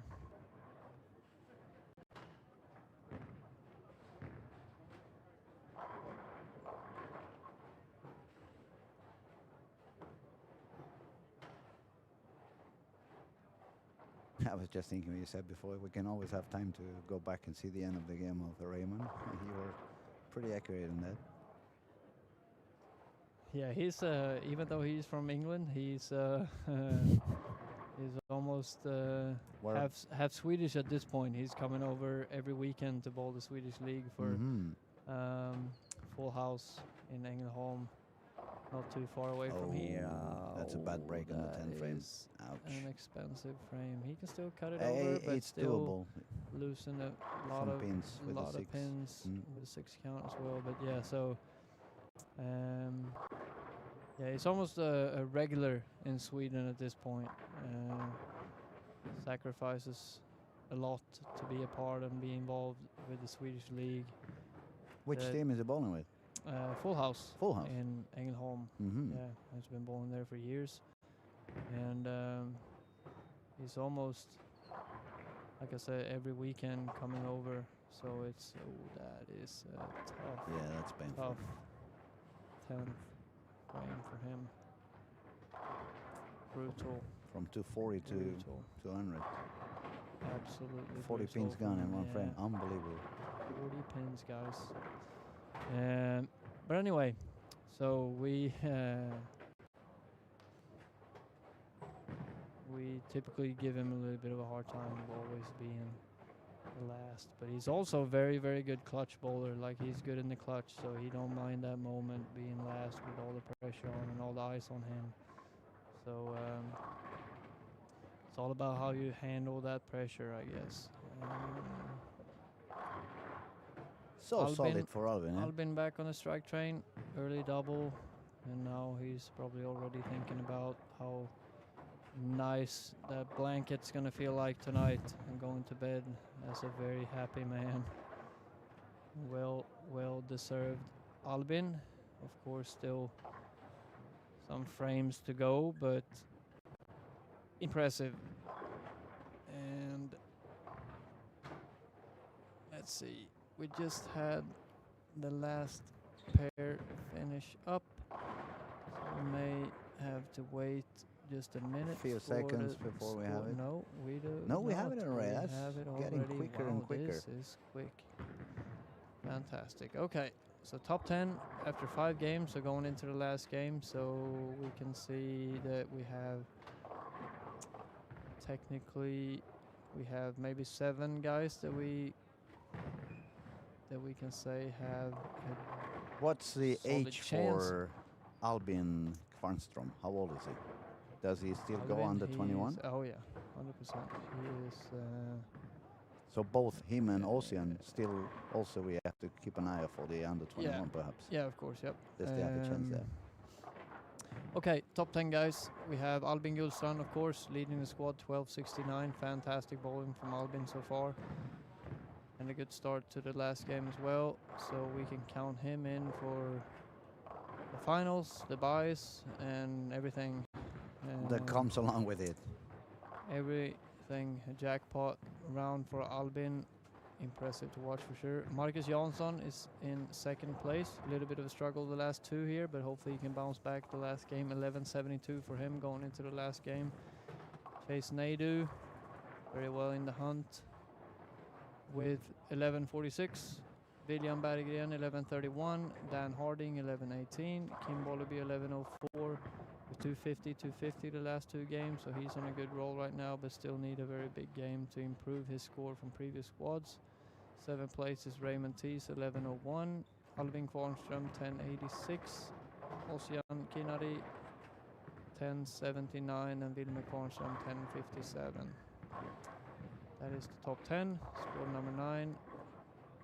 Still early bird squad, so still some extra spots up for grabs.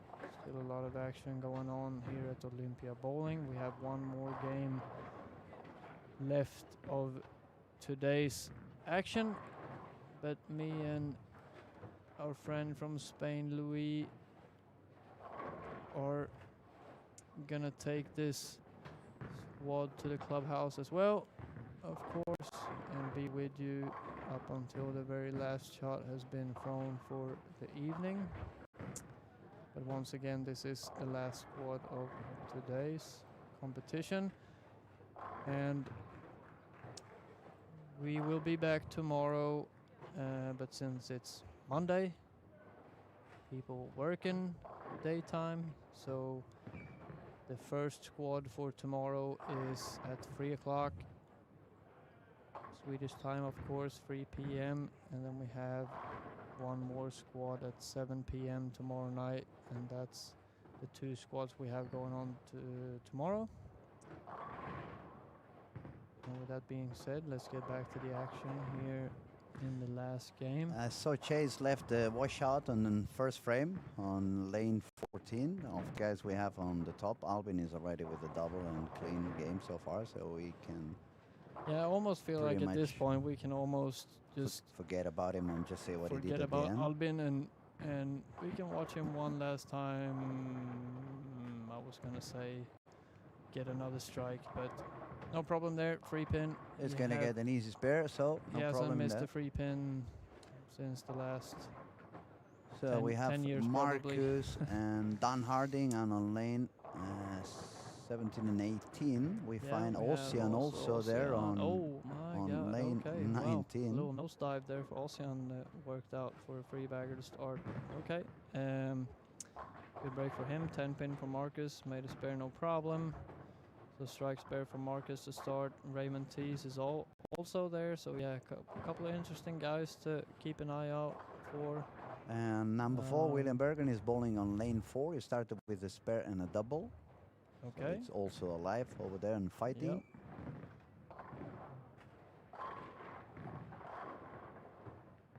And of course, we're going to remind you one more time, this on 6th game, we have the turbo. So even the very last bowler in the squad still has a chance to qualify through that turbo by making a very high last game.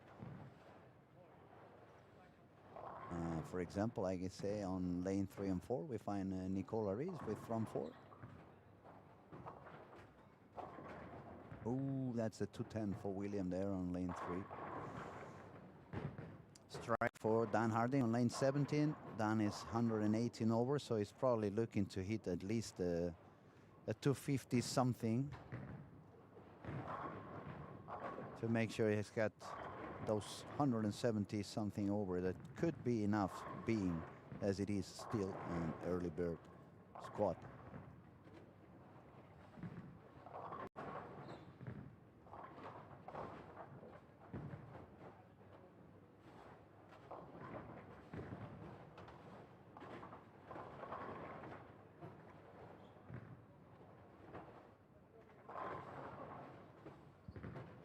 And guys, I know we were talking earlier about the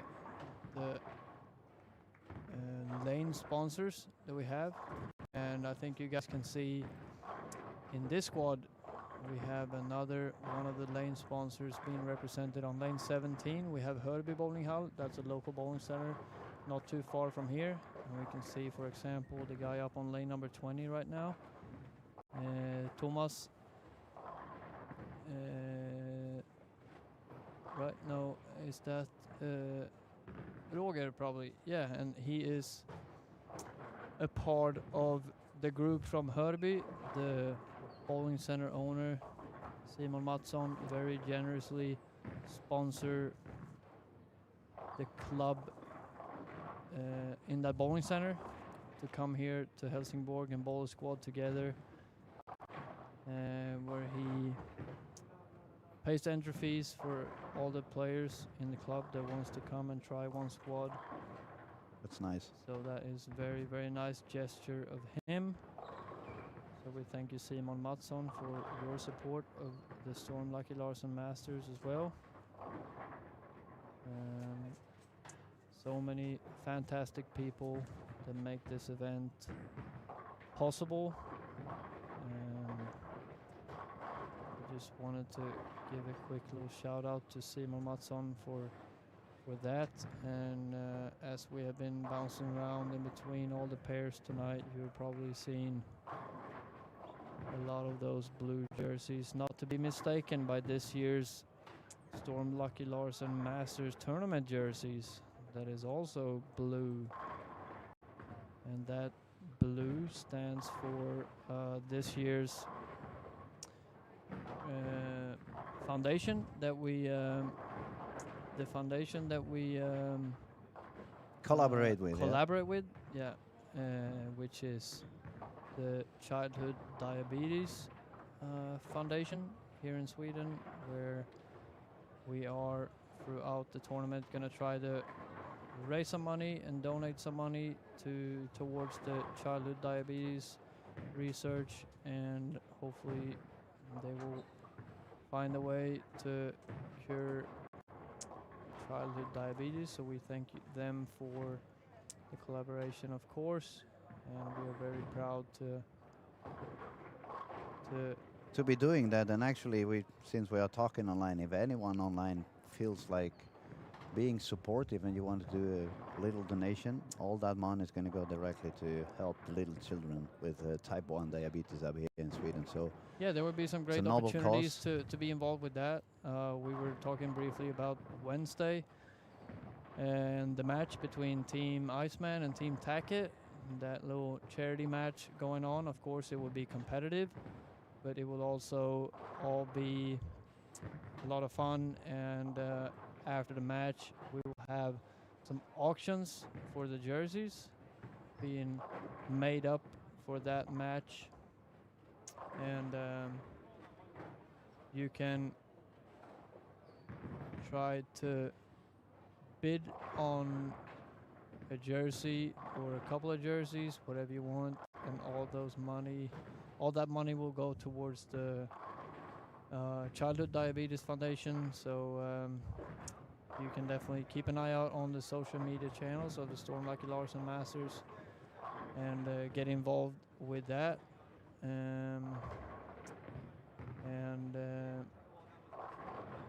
Yeah, with that being said, we have a couple of interesting starts from the chasers, and one of them being Marcus Jansson in front of you guys on lane 17-18. Strike spare free bagger for him, and he was at what was Marcus at? He was in 172 over. Yeah, so good start for him.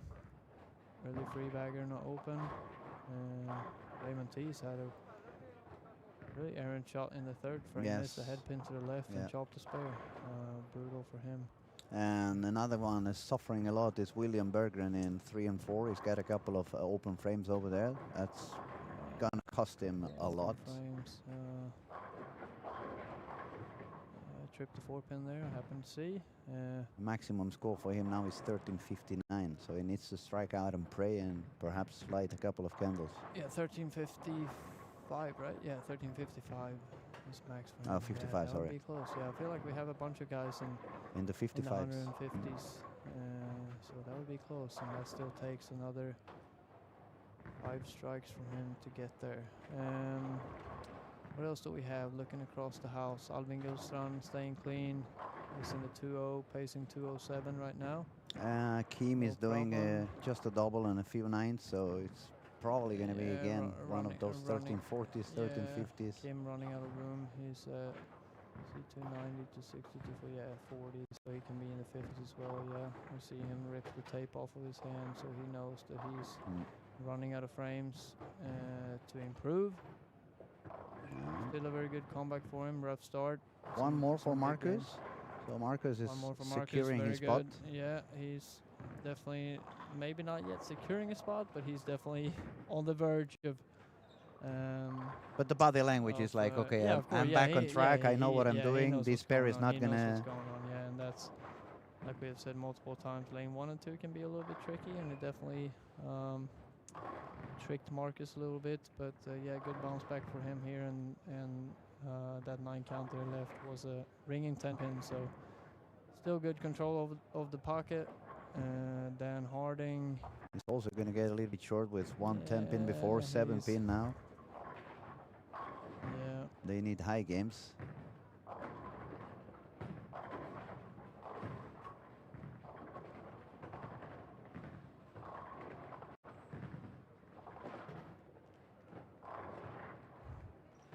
Yeah, so Dan Harding was at 118 over, and he's got 247 left. Put him on the 65s, 165 over. Yeah, that's the number you said actually. Could be close. For the early bird, yeah.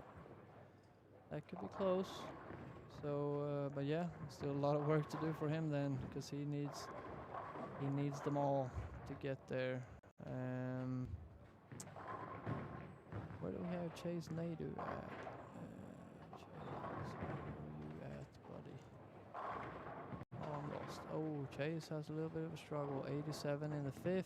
Where is he standing? And a double. He's on 13-14. Yeah, a little bit of a struggle there for Chase. 11-46. Yeah, he could definitely use another strike or 2 here in a row to keep that string going.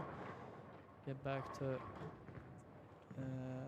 over par. Pacing over 200 to begin with in this game.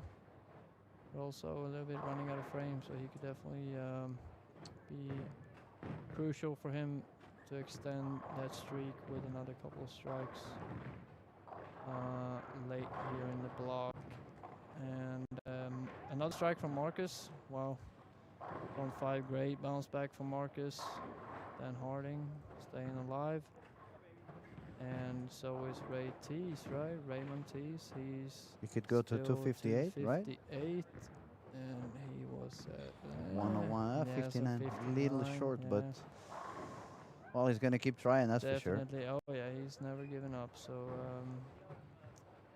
still some interesting opportunities left, but Chase is up. We can let you know.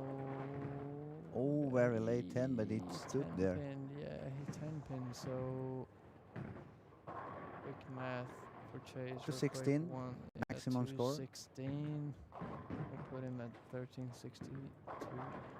Tough. Albin actually happened to open in the 9th. But bounce back with a double in the 10th, so he will be in the 2-0s, which means we will not have a new. We will not have a new tournament leader. But yet a very, very good score. I believe he will take the third place. Albin goes down 1473. Hats off to Albin for some great bowling. Amazing bowling today, definitely. 1473. It's been a long day for him as well. Bowled a lot of squads over the last few days, so impressive, of course. And I'm sure, I know his mom is right here watching him as well. I'm sure she's very proud. Ooh, late 10 pin there for Marcus. Wow. So 280 possible for Marcus, which will put him at 1450s, even with a 2-0 and a 185, which means that when Marcus have it, we don't want to be in the way, because then he's a bulldozer.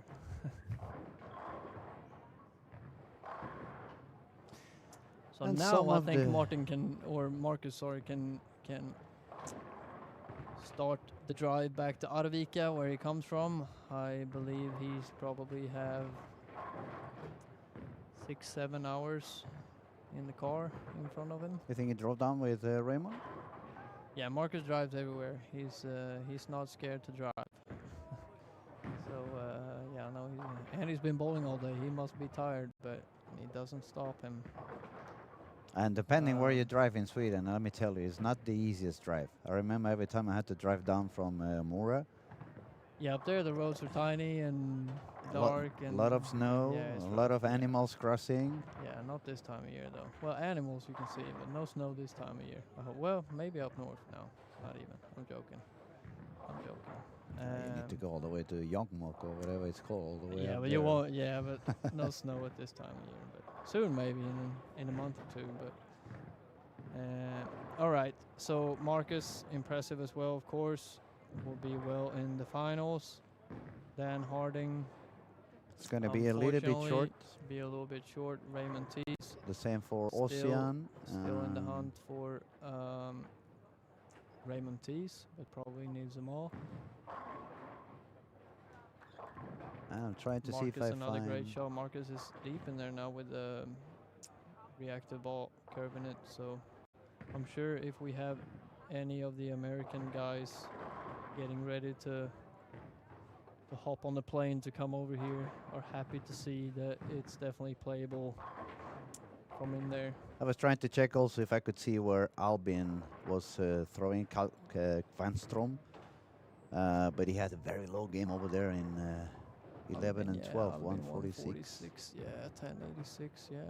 A big game for him, could have taken him in, but if I'm not mistaken, he had a pretty good... Already had a good squad before? I think he had at least a squad in the 1300s. But let's see if I can... If the mouse responds. Yeah. Ah, it's on that. Here we go. No, wrong brother. Or no, it was Albin. Yeah, but Albin was one of the PBA Sweden. Oh, that's so true. Yeah, that's true. I forgot that. He's already in. Already in, yeah. And he had 1332 in his first squad here. So yeah, he's practicing, he's chilling, having a good time. So he's fine. So it looks like it's just going to be Albin and Marcus, which were the two playing the strongest of them all. It's going to be 205 if it doubles on the 10th. It was in 1314. Yeah, 205, yeah, 1351. And of course, we don't know yet. We are just guessing. Raymond Tees, another strike. Keeps trying to stay alive. Keeps the hope alive. But once again, we are just guessing. We're so early into the tournament, so we are obviously just guessing. Maybe 3 days from now, that is way more than enough, or it's way too short. It's so already outside. We will have to see. We don't know. So another strike for Marcus. Another strike for Marcus. Wow, very impressive bowling from Marcus, and he will, with another strike, be in the 250 over range. Awesome. Daniel put his hands up in the air, missing 10 pin, which means I'm done bowling. He is done bowling. So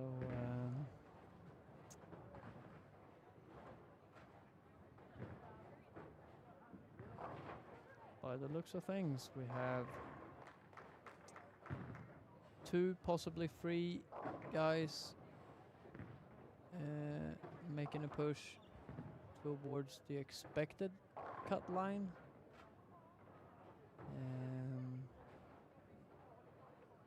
We definitely other have than 2 that are going yeah, in. 2 that are going well in. That And will then be we in have a the couple more that they are in that gray zone that we still cannot know if it's going to be good or not good enough. and the 2 that for sure made it this squad, but also for sure make it straight to the final step yeah, 2. Yeah. Which means there is a buy up for grabs for the top 25 from the general standings. That being Marcus with 1449 and Albin Gulstrand 1473. Hats off to those guys. We see a little balk from Ray Tees. Maybe something distracted him because he knows that this shot is crucial for him. But this is his first squad, though, right? Isn't it? Yes. So he probably has a few more chances to go still. But to be fair, he's had a weird block for sure to even be in the hunt now. He had a 300, of course, but other than that, he's got 192, 215, 187, and 207. So he's about even. Well, he's dead even, actually. He's +1 for the 4 games outside of that 300 game. So now this is a very good game under pressure if he can play this off and shoot 250. That was a little bit behind it. Jinxed him again. I should have called him Richard a couple of more times. That was the highest game when I called him Richard. Yeah. All right. And quite a solid performance for Dan Harding, but he never had any true high game. It was only 247 on game 5, but everything else was 134 over for him if he makes the spare. Dan Harding, that is, on the left lane on the screen.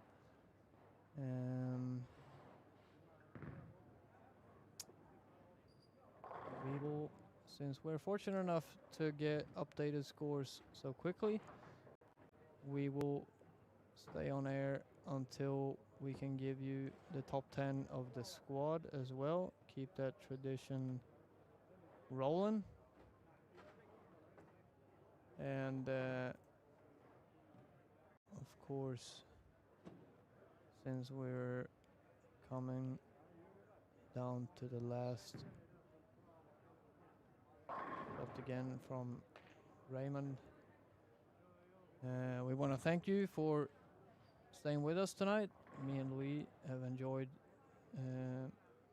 It was a wonderful squad to watch. A lot of great bowlers, a lot of talent. Great bowling, yeah.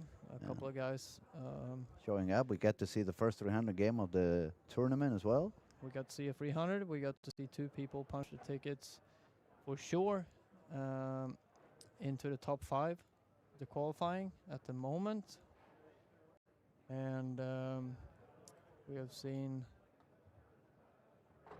a lot of good bowling. A lot of good bowling, a lot of good games, a little up and down. A couple of guys got a little lost in transition. Different strategies as well from here and there. Different ways to attack. We've seen a little bit of everything, I feel like. And we've seen some older guys. We've seen some women. We've seen the next generation. We have seen some national team players, overseas players. We have it all here at Olympia Bowling in Helsingborg. And let me hit the update. And we got the it. Squads are already, the results are already in, guys. So Albin Gulstrand, we have mentioned him a lot. 1473. Marcus Jansson, second, 1449. Chase Naidu, 1340. Raymond Tees, 1338. Dan Harding, 1334. Kim Bolleby, 1312. William Berggren, 1298. Ossian Kinari, 1293. Wilmer Kvarnström, 1246. beat his brother in 10th place, Alvin Kvarnström, 12:32. And that is the top 10 of squad number 9 of the Storm Lucky Larsen Masters here from Olympia Bowling in Helsingborg. We surely appreciate you guys' support of the tournament and the stream, and that you have been hanging out with me and Louis here tonight for the evening squad.